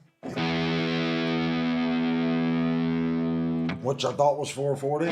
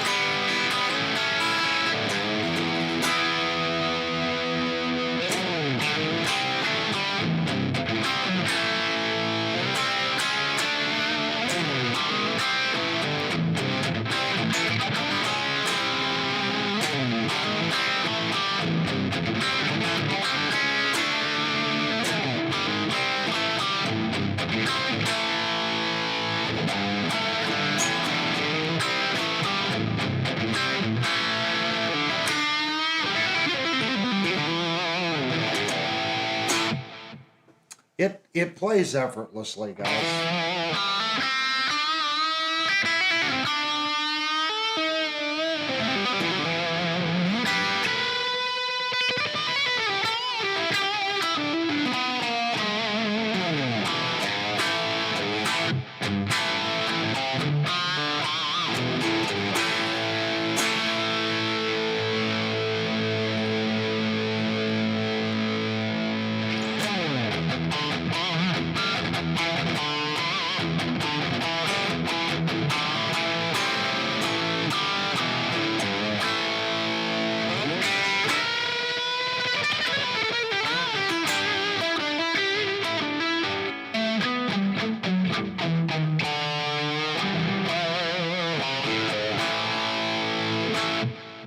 Yeah.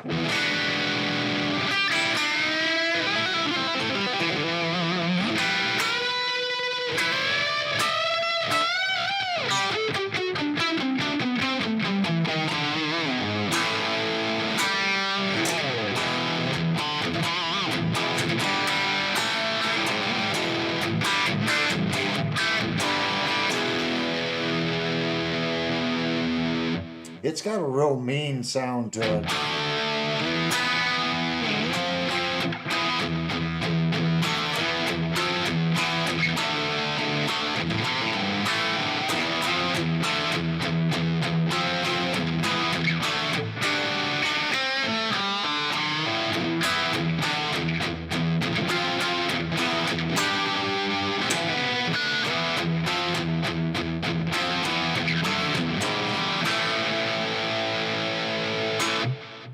Yeah, I like the sound. 100%. It's got a sound.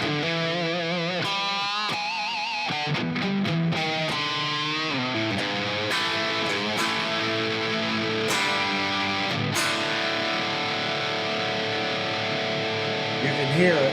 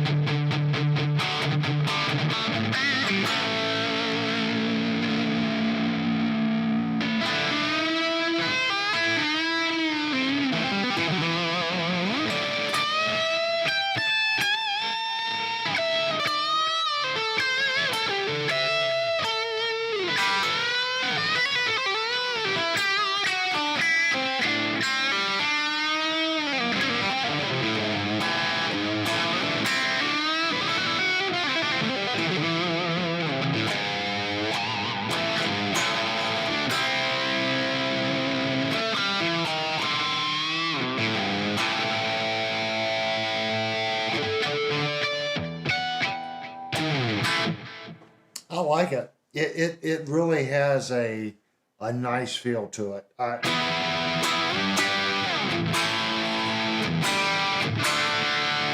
You guys can ask Linnell. I've been playing it pretty hard. I think she brought it home last night, and you get an instant bond to a guitar that just has a feel. Yeah, I've been playing this sucker since it came here. It just has a. It's easy to get a harmonics.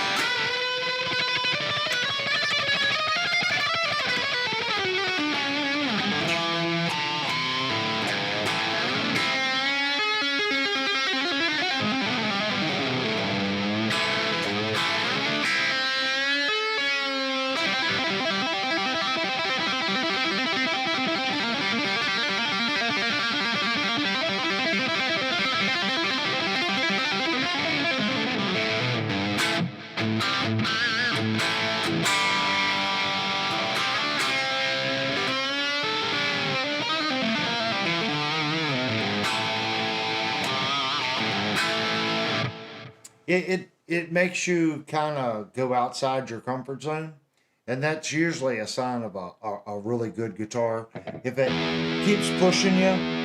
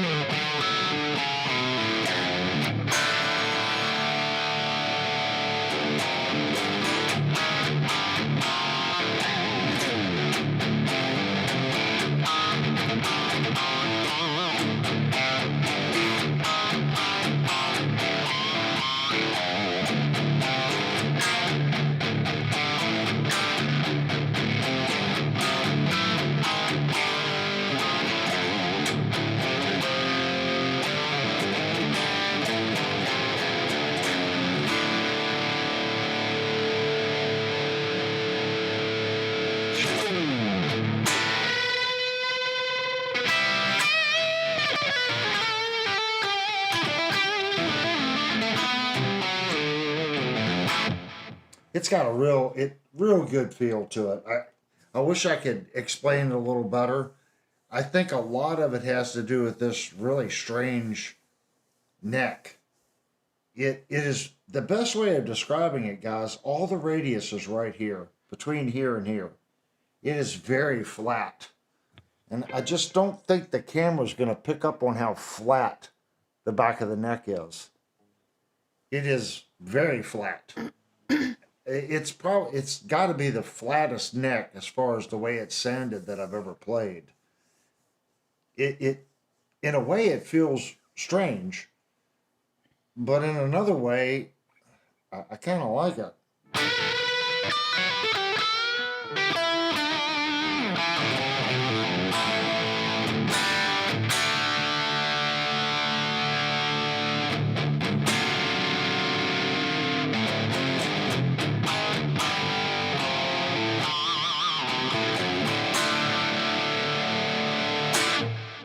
It's definitely mean sounding.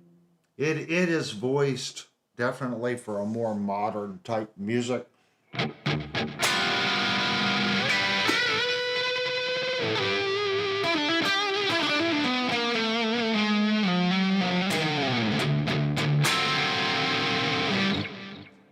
I like it.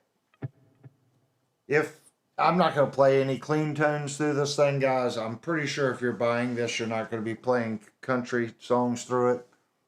I could be wrong.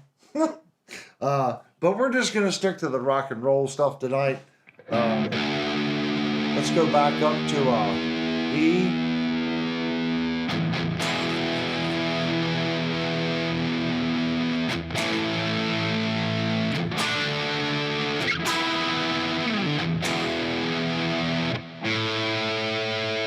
Tune-wise, it doesn't seem to do too bad.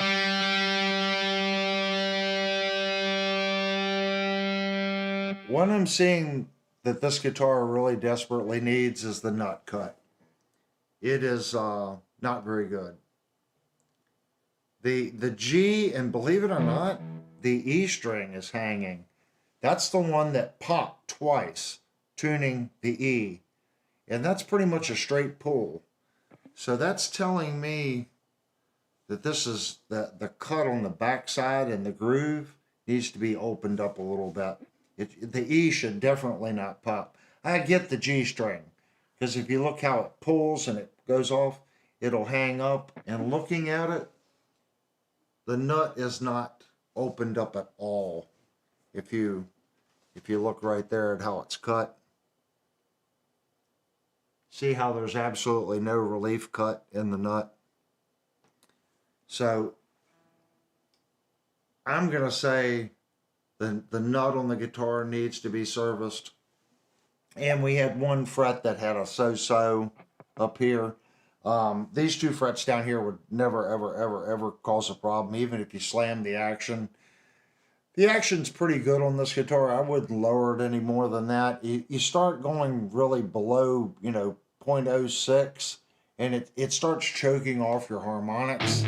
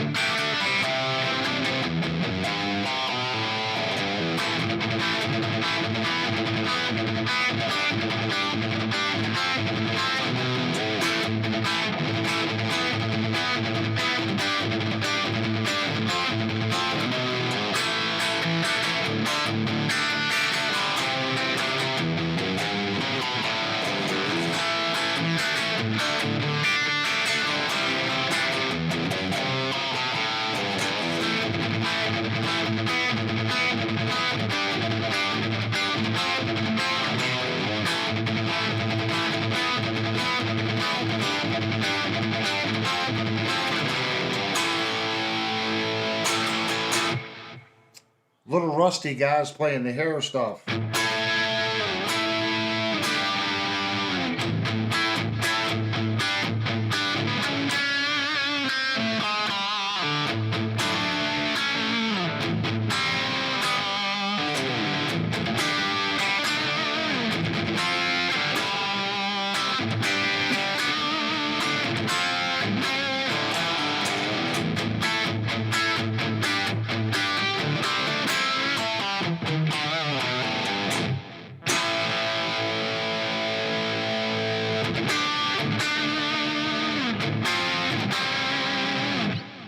Yeah, I think it can do the hair stuff as well.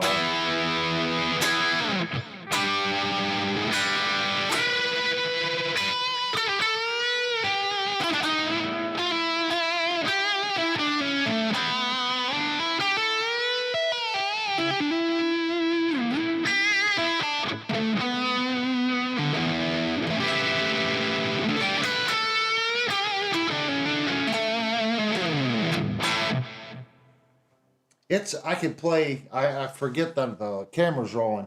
I can sit here and just noodle on the guitar. For me, that means it's speaking to me. I think it's a combination of a couple things. It's the way the contour cut here is. For me, it's putting the guitar in the sitting position exactly where I can mute.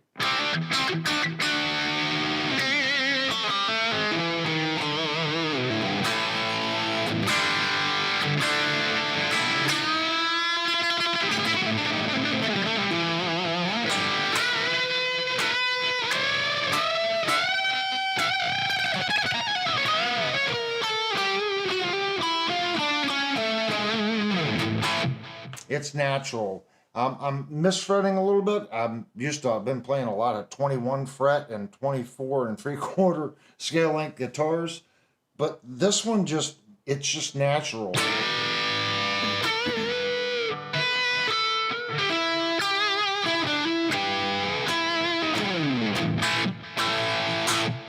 That's the easiest way I can put it. It feels natural. Blue Mox said that guitar is built for dark rhythm players. I only wish it had the truss rod wheel at the bottom. Yeah, but if you look at how it's done, I mean, they would have to cut into the neck here a little bit. There's a lot of neck room for another fret they didn't put on it. So the pickup is shoved right into the neck. So it would be tight to get a truss rod adjuster between this pickup and this fret. Wicked Fester said his Dinky JS34 has a flat-backed neck. Is it? Maybe? I don't know. I thought I played a dinky, and I don't remember the neck being like this, but I could be wrong. This is definitely flat. It's not a C and it's not a D. There's a definite pronounced ridge right through here. It's like it does this number. It's just barely curving, and then there's a. I mean, you can feel it when I go like this. I can feel that radius just woof, swoop off. It's the flattest neck I've ever played. And if someone just said just feel the neck, do you think you would like it and not play it? I would probably say no, that feels weird. But playing the guitar, it doesn't feel weird. That's the only way I can describe it, guys. It feels comfortable. I would have to see thin necks like this. I'm getting older. The thin necks, sometimes my thumb will start hurting from pushing on the back of the neck. So I would be curious after playing this guitar maybe 2.5, 3 straight hours, would I get thumb fatigue from pushing on the back of the neck? I don't know. Some players say they have that issue, some players don't. I haven't played it straight for that long. Steve said it's a cool guitar, but I wouldn't trade the SG for it.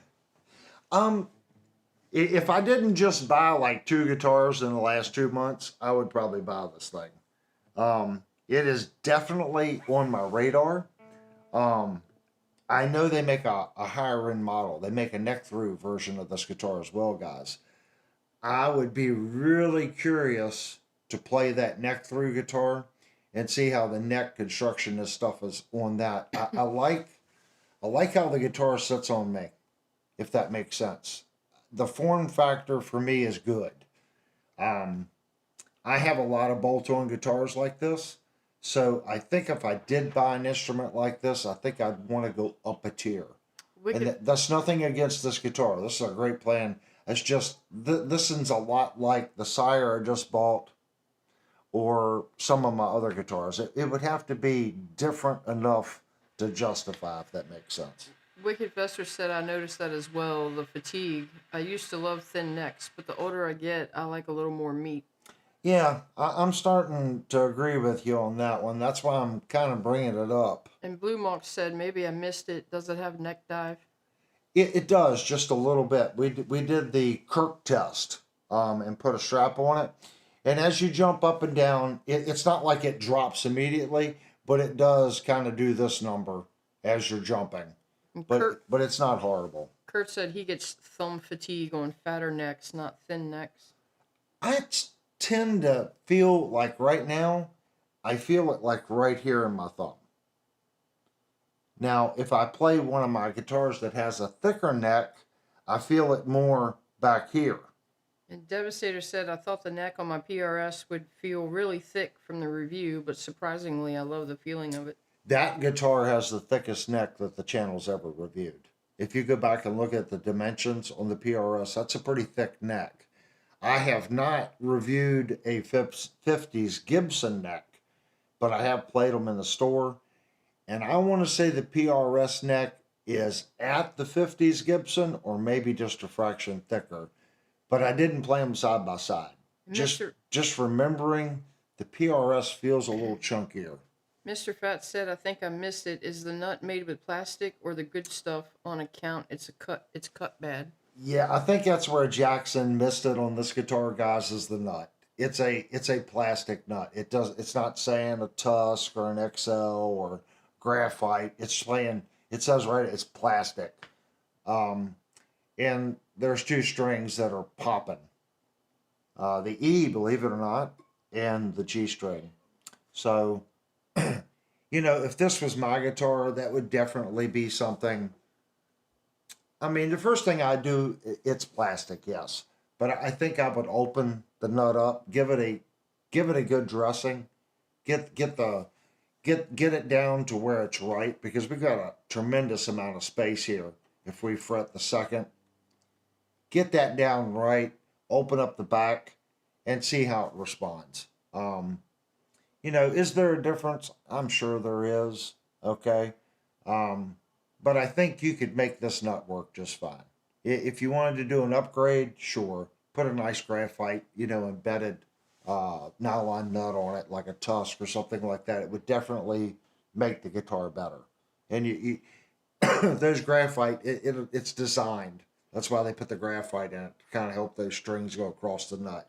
This one's definitely hanging up. That's really the only thing I see wrong with the guitar.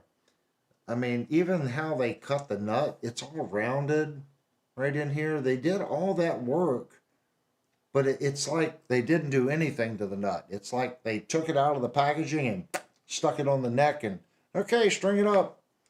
Um, I doubt very seriously that they did anything to that. And this one could have been missed at the factory. And that's what the comment section's about. If you bought one and your nut was fine, you checked it, and it come, with a decent setup. This one's really high. And like, again, we saw that when we were looking at the intonation and the first fretted note on the guitar. So it just seems to be the nut on this guitar. The second thing that I see, and I'm not going to say they're bad as the tuners. The tuners are just kind of average, if that makes sense. They're not bad. These tuners feel like the same quality as, or maybe just a fraction lower than what's on my RGA, and that was a $450 guitar price point. These feel very similar or just a fraction cheaper. I think the RGA had a little bit smoother feel. So I would say that's second on my list. At $599, I would kind of expect something just a little bit better, especially with a hardtail bridge. Jackson, give us an 18-1 that's just a little smoother. Doesn't have to be a locking tuner. Regular tuners are fine. Just make sure they don't slip. I don't think these tuners are slipping. Our issue with our popping is in the nut. I just don't. At $599, I think the tuners could be a little better. Are they bad? I don't think they're bad. But I'm just looking at other manufacturers at $450 and $500. I feel that their tuners are just a little bit better than these, if that makes sense. Other than that, I don't see anything else with the guitar. It's got a nice 3-plat pick guard. It's nice and solid. The bridge is stable. Didn't have any issues with that. No issues with the grub screws on. The pickups have a good sound to them.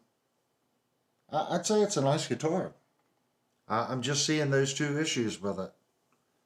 And guys, $600 in today's world really isn't a lot of money. I'm just pointing out what I'm seeing, and a lot of people might say, "Oh, that's fine." At $599, I'm fine with that. And then someone else may say it should have locking tuners at that price. I don't know. I would prefer, an 18-1, just standard tuner. Put the lockers on the upgraded model, which it may have. I haven't looked at it. What is the tuner ratio? I'm not sure. I didn't put a gauge on it. I'm gonna say these are probably 16-1, but when I tuning it, because when we had to loosen the strings to check the neck thickness, I'm gonna say they're 16-1. It does not say on their website, on the Jackson website. Again, a lot of manufacturers at this price point, they do that. I don't see where that saves them any money. It still has a gear in it. It doesn't cost that manufacturer to make a different ratio tuner. It's still a gear with a worm drive. I don't know.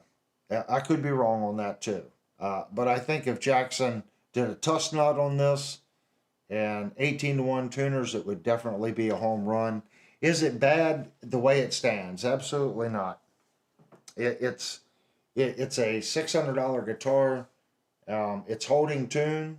It's got the fretwork is done extremely well. The frets are very level on this guitar, and just a little bit right here. And when I say a little bit, there's just a little bit. You can feel the edge of the frets right there, just a little bit. And I think it would scratch the socking. That's why I'm bringing it up. Everywhere else, it feels good. This is a well-made guitar. This one is crafted in Indonesia, and it starts with IC. So it is made by Court. This is a Court-made Jackson. All right, if you know the... Steve said the internet says 16 to 1. Yeah. I'm a pretty good guesser then. Internet says 16 to 1. It feels like a 16 to 1. I just don't, for me, on a hardtail like this, and for a guitar that people are going to go back and forth, dropping the E string, I just think an 18 to 1 would be a little better. And I think just putting a tusk nut on it would have been the cherry on the pie for Jackson. And again, remember what we said at the beginning of the video? The manufacturer is going to do everything they can to make every dollar. So they were looking at maybe saving $2 here and maybe a couple bucks there. I mean, on their end, that's all you're talking about. On our end, you can get nice tuners for, I buy hip shot tuners, the lockers. They're like $60 a set. I've had really good luck with them. And these little graphite tusk nuts, they're usually between $6 and $9, depending on where you buy them. So it's not a big deal. I don't know if I'd mess with the tuners, but I would definitely, like I said, recut the nut, get that right, play the guitar as it is, see how she holds up, and if you find yourself bonding with the guitar and you really like it, then at that point, okay, maybe put some better tuners on it, change your nut. But I think that's really all the guitar needs. You need to check Discord questions and topics. Ooh, questions and topics on Discord. All right, hold on here for a second, guys. Let me open up Discord.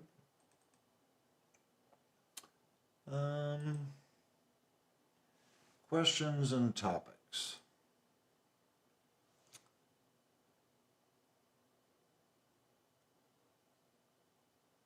The hole in the truss rod. This one only has one screw, guys. So we can definitely check that out. Is that the small one? Let's see what the hole inside the truss rod cover looks like. This was posted by Kurt. Oh, you're going to like it, Kurt. It looks nice. We are going to switch cameras, get to a little bit better camera view. So is it that camera? Yes, it is. No, it's this camera. Let me switch cameras again. That's definitely not a good camera to look at it. Okay. And of course it goes gray right at that time. It's very smooth in there, Kurt.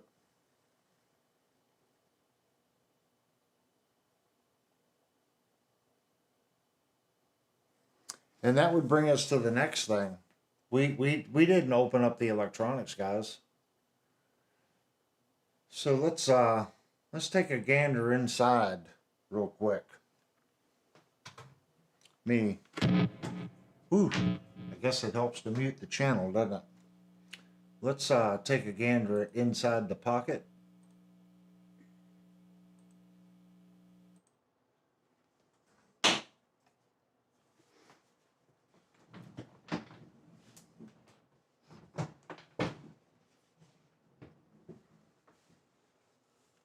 Let's see what it looks like.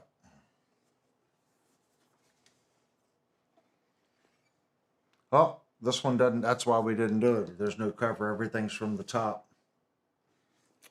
Well, we can't do that, can we? Because I'm not going to take the strings off the guitar. This gives us the perfect opportunity to thank Shandor Music in Winchester, Virginia. You guys have been great to those guys. I know We sold a guitar the other day, so they appreciate that, guys. That lets them know that someone's watching these videos. Shenandoah Music graciously allowed me to take this guitar home for review. So if you guys would, please reach out to them, give them a shout. If you want to buy this guitar, because we just checked this guitar, so you guys know the frets are good. You guys see, this is the guitar that you would get. So if you want to buy it, give Shenandoah a call. I think it's $5.99 for this particular instrument. We reviewed one guitar. I like this guitar. It's well crafted. It balances well on you.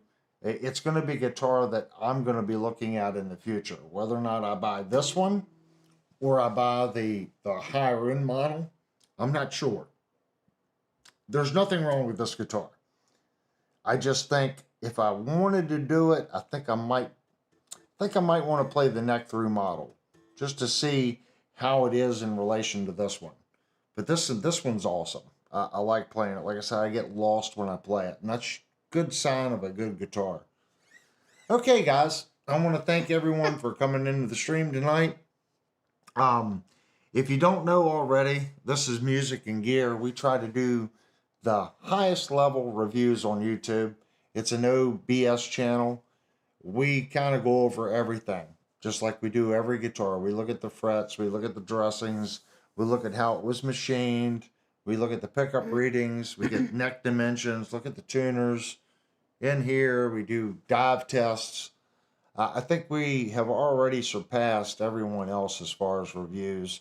So please go down, hit the thumbs up button, and leave me some comments. If there's something that we can do that's going to be better on our reviews, please leave us a comment.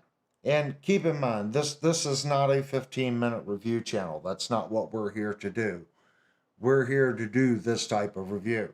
Long format, check everything. That's what the channel was started to do. So please go down and leave us a comment, especially if you bought this guitar. Need to hear from you. Your comment will help someone in the future that's thinking about buying this instrument. Okay, guys, thanks a lot. We're going to do our 5-minute ending window, and I'll see everyone Saturday night. We got some interesting things going on Saturday night. Trust me, it's going to be cool. And don't forget, next Thursday, we're going to have Brian back for Tech Talk. We got something special planned, so don't miss Thursday night. And we do have a video scheduled to post either Monday or Tuesday of next week. So just keep your eyes peeled for that stuff, and I hope to see everyone Saturday night. Again, thanks. If you gave a super chat, thank you so much. That's definitely what supports the channel. This is another good time. I want to thank everybody. I mean, really thank them. When I started YouTube, everyone said long format would never go anywhere. It's slow grow, okay? But I believe the people that come here every week, they get it, okay? If it takes forever to get to 10,000, that's fine.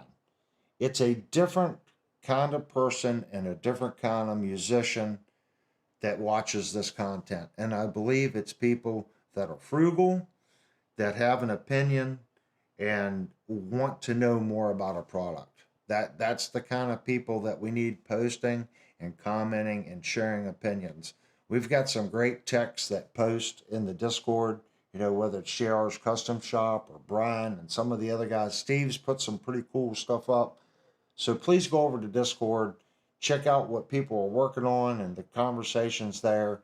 And you can also start those conversations down in the comments. So just wanted to say thank you so much from the bottom of my heart. And Linnell, she can't believe how far the channel's come and the community that we've built here. So I can't say thank you enough. Okay, guys, I hope to see everyone Saturday night. Saturday night will just be whatever you guys want to talk about. You post it, we're going to talk about it. Whether it's amps, guitars, pedals, doesn't matter. We're going to talk about it. All right, guys, thank you so much. 5-minute ending window.